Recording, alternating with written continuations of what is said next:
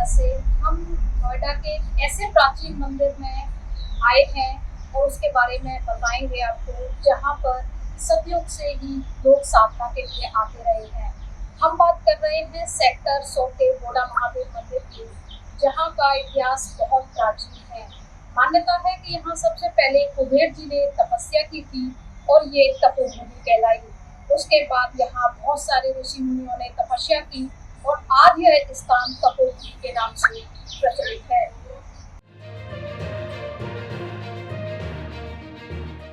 आइए जानते हैं नोएडा के बोड़ा महादेव मंदिर के इतिहास के बारे में और प्रमुख जानकारियाँ। सर, नाम बता दीजिए। मेरा नाम श्री महंत जयराम भारती है और मैं पंचायती अखाड़ा श्रीरंजनी का वरिष्ठ साधु हूँ और मैं नागा साधु हूँ और बोड़ा महादेव मंदिर का जो सेवा मैं पिछले बाल्यकाल से ही कर रहा हूँ। 66 साल हो गए मुझे साधु बने हुए। सर, इस मंदिर का क्या इतिहास है और ये किस लिए इतना प्रचलित है? ये जो मंदिर क्या एक आश्रम है।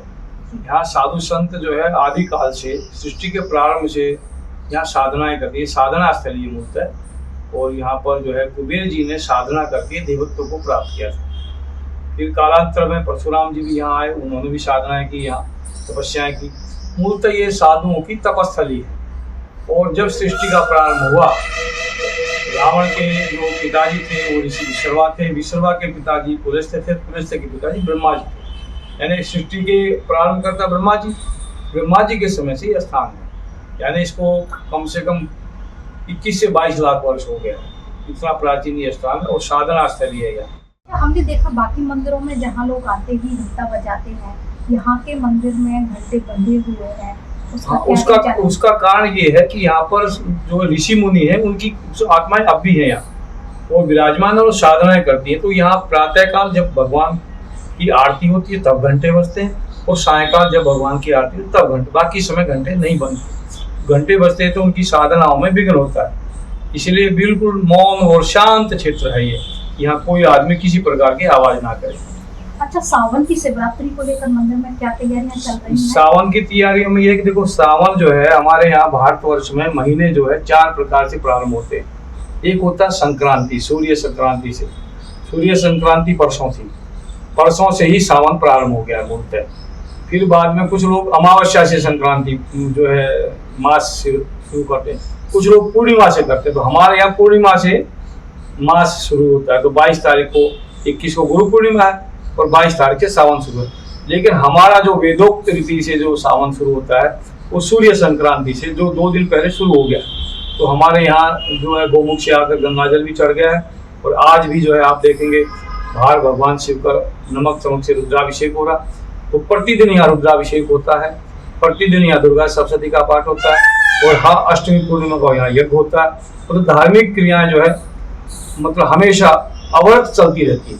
हाँ, यहाँ नाग भी बहुत है और हम लोग नागा साधु हैं। तो यहाँ बहुत नाग हैं, कम से कम नहीं तो मैंने ये देखा कि 1-1 हजार नाग तो मैंने अपने शरीर में भी देखा है। इतना बरसात में खूब पानी हो जाता प्राचीन काल में, सब नाग जो हमारे ऊपर, क्योंकि जगह नहीं थी, पेड़ पौधे भी नहीं थे ज़्यादा, तो ऊपर चढ़ जाते थे। तो यहाँ नाग भी बहुत रहते हैं। क्या कभी किसी को ना कभी कोई नुकसान नहीं होता। सभी नाग जो है बिल्कुल शांत भाव से रहते हैं। और जो है यहाँ मोर भी रहते हैं, 20-22 मोर भी रहते हैं। नेवले भी 200-250 रहते हैं। यहाँ हजारों पक्षी रहते हैं यहाँ पर।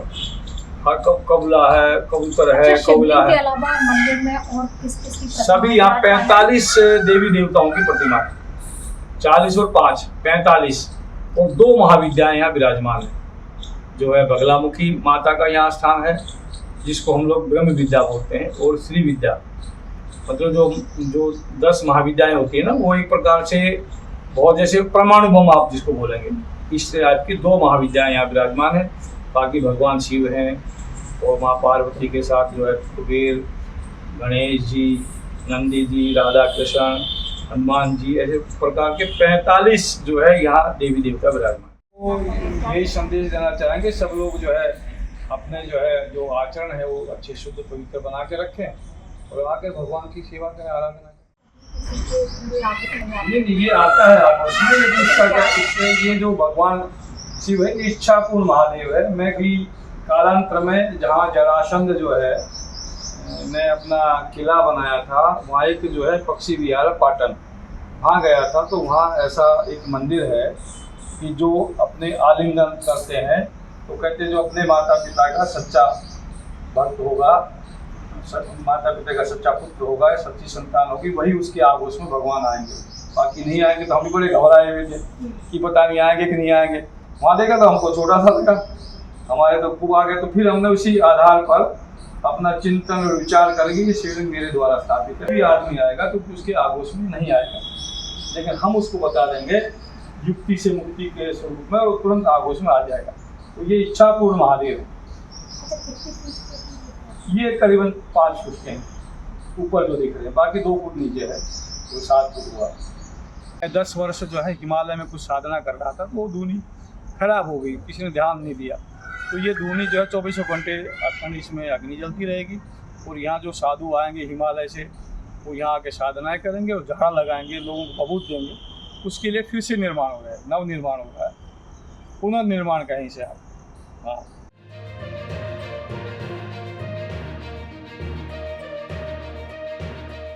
कैमरामैन लाल सिंह जी के साथ मैं रंजना शर्मा, अमर उजाला।